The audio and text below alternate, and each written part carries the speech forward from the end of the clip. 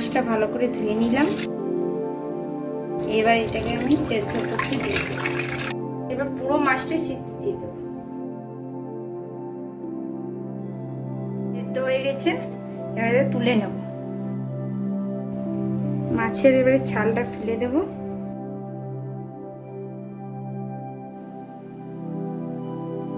এবার মাছের কাঁটাগুলো একটা একটা করে সব বেছে নেব।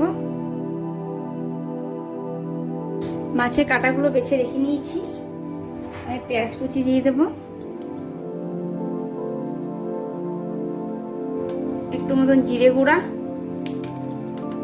হলুদ গুঁড়ো, ধনে গুঁড়ো,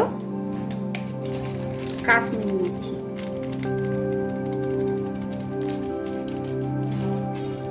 ছাতু,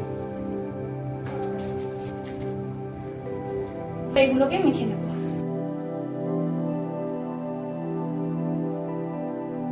আর লঙ্কা দিয়ে দেবে, কিন্তু এখানে বাচ্চার জন্য আমি করছি তো সেই জন্য লঙ্কা আমি দিই। মাছটাকে মাখিয়ে নিলাম। এবার আমি এরকম ভাবে শেপ দিয়ে নেব।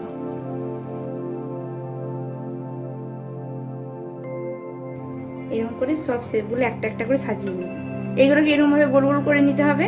সাজিয়ে নিলাম। এগুলো অয়েলে ফ্রাই করে দেবো।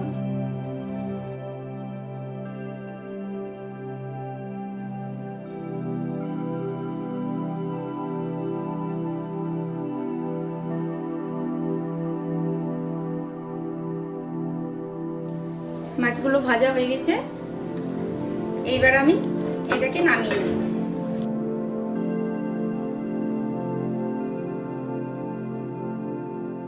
দারচিনি, এলাচ, লং, তেজপাতা, পেঁয়াজ কুচি,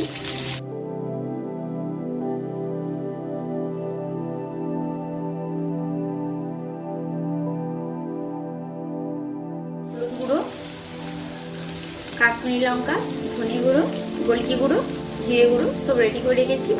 এগুলো এবার দিয়ে দেবো। এখানে এই জলের মধ্যে ভিজিয়ে দিয়ে দেবো।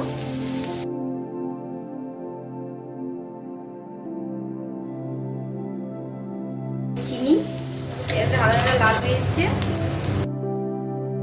এই সময় আদা বাটাটা দিয়ে দেবো। যে মশলাগুলো দেখিয়েছিলাম দিয়ে রেখেছিলাম সেই মশলাটাকে দিয়ে দেবো।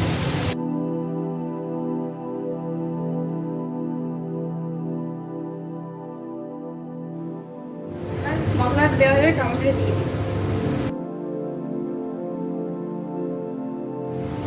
একটু লবণ,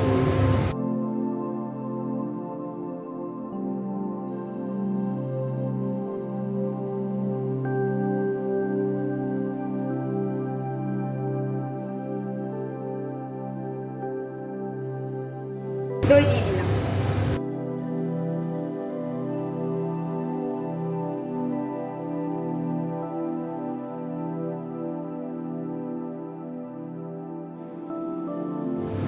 লঙ্কা দিয়ে দিলাম। লঙ্কা থেকে যখন একটু তেল ছেড়ে আসবে আমি জলটা দিয়ে দেবো।